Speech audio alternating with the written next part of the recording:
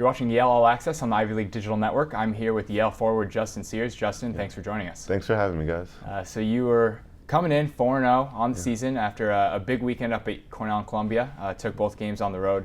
First time since I've been here that's happened, and first time in a long time. Why is that trip so difficult, and what did you guys do to find success this time? Yeah, it's one of the toughest trips in the Ivy League.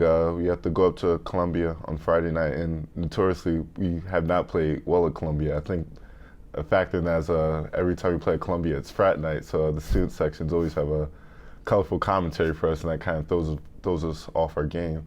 And then right after that game, we have to rebound and go to Cornell, which is a 5.5-hour trip, which is really tough. And then we have a quick turnaround getting up for a 6 p.m. game. But coach was prepared for this trip. He got us a sleeper bus, so we were able to sleep on the way up. Nice. So it was nice. We were refreshed in the morning, we were ready to go. And the quick turnaround from an 8 p.m. game to a 6 p.m. game the next day was easy for us. Very nice. Now your game personally, those first two games against Brown, you went 18-35 from the free throw line. That home game, we saw a little frustration out there on the court maybe. You turned it around. Cornell and Columbia went 15 of 22. What does it take to kind of like snap out of a little funk like that?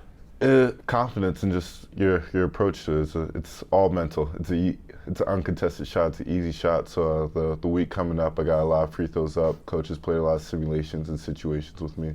So for that weekend, it was an easy shot, and I hope to improve from that performance last week. Very nice.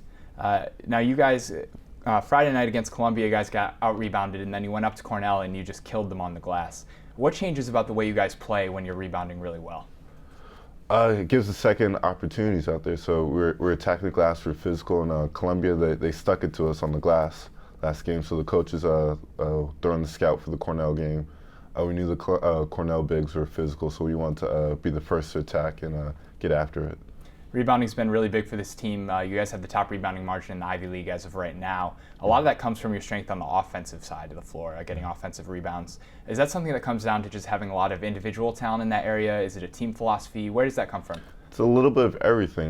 Matt Townsend's a physical guy. Armani, he's focused and wired. He's always trying to get rebounds, and I'm a good offensive rebounder. And then on top of that, Coach, we always do rebounding drills. So the guards, they stick their noses in there. So Javier gets a few. Jack gets a few, Makai gets a few. So when you put all that together, it's going to lead to us dominating the glass most games. Very nice.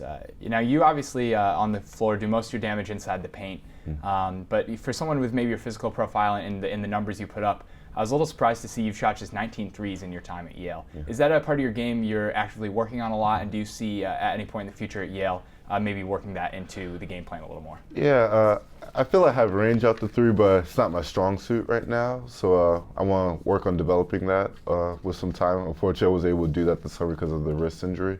But I know my bread and butter is inside, so I'm going to focus on that, and hopefully I can develop that shot for next year, and hopefully maybe a professional career down the line. Now, what part of your game do you think over the past 3 years you've improved the most on during your time under Coach Jones? Maybe my approach to the game, just my intensity. I guess through high school and maybe even my freshman year, I was a little bit inconsistent, but now he's worked on me just approaching the game, just being ready to attack every game, not taking any days off or any plays off, so just always being in attack mode. Now you just kind of touched on this, talking about your game at the next level. Talking about taking that to the next level, how do you think you profile as a player at the professional level? If a scout's coming in here, what kind of things do you think they're saying about you? Definitely. I guess if a guy or anyone were to come in to see me play, they see the intensity I play with. I can guard a lot of positions, I'm a very strong defensive player. And on top of that, I feel I can mix up on the offensive end, whether it be scoring on the inside or taking a big guy out and stretching him out. So I think I can bring a lot to a team, whether it be on the defensive end or on the offensive end. Now, a big announcement today in the Yale Daily News. I read you guys got Duke on the schedule for next year. Just thoughts about that? Are you excited to go down there and see the Cameron Crazies? Yeah, definitely. I actually have a lot of friends who go down to Duke, so it'd be great to play in front of them. And then, I mean, anyone who watches college basketball, even plays college basketball, has seen Duke play. It's one of the most storied programs in college basketball history. So just getting the opportunity to play down there and be a part of a history, it's going to be a great opportunity and experience for the guys. Cool. Now I've got just a couple quick questions, just kind of one-word answers, whatever pops in your head. Okay. First one, funniest guy in the team? Greg Kelly. Greg Kelly, got it. Second question, dream job that has nothing to do with basketball? Dream job has nothing to do with basketball. Don't laugh at me, but U.S. Open ball boy. All right, very nice. Finally, when's the next time you're getting on the top 10? Hopefully this weekend. All right. Justin, thanks so much for joining us. Thanks for having me. For Yale Alexis, this has been Kevin Kucharski. Yeah.